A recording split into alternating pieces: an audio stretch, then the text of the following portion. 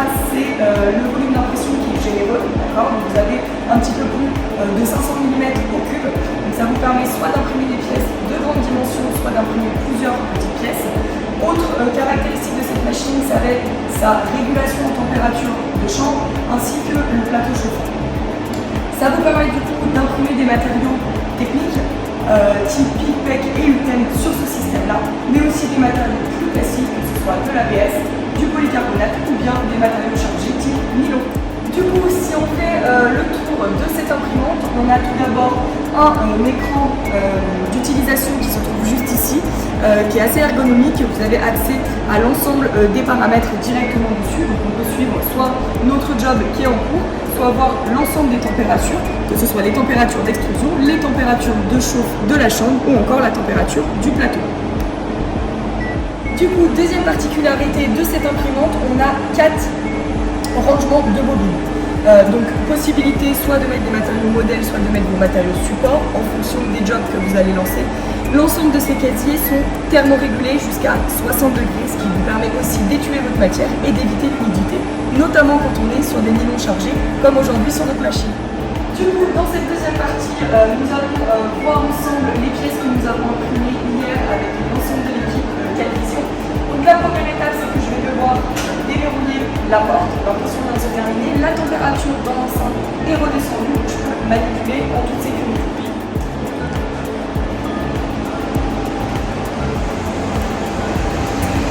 Deuxième étape, ça va être de pouvoir libérer nos pièces. On voit ici, le plateau est recouvert par un film en polycarbonate. Ça peut aussi être un film en UTEM lorsqu'on est sur des matériaux techniques type PIC, PEC et UTEM. Donc je vais devoir le désolidariser.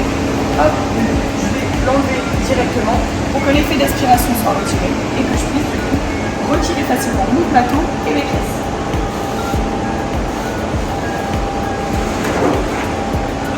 Donc là, je peux récupérer mes pièces. Donc maintenant, on va pouvoir décoller nos pièces très facilement. D'accord ? On se rend compte de l'état de surface. Je le rappelle, nous avons imprimé en PA12 chargé avec un matériau qualifié et paramétré par Intem 6. Une deuxième pièce juste ici.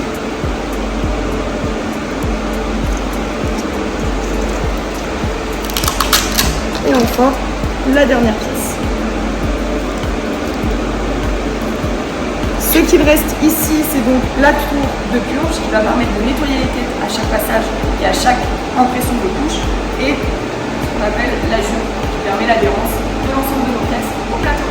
Du coup, nous allons effectuer ensemble le retrait des supports par rapport à la pièce. Donc, je vais venir le casser comme ceci. Et ensuite, il va se désolidariser en une seule fois. Il ne me reste plus qu'à enlever les supports qui se trouvent à l'intérieur et à reproduire cette manipulation sur mes autres pièces.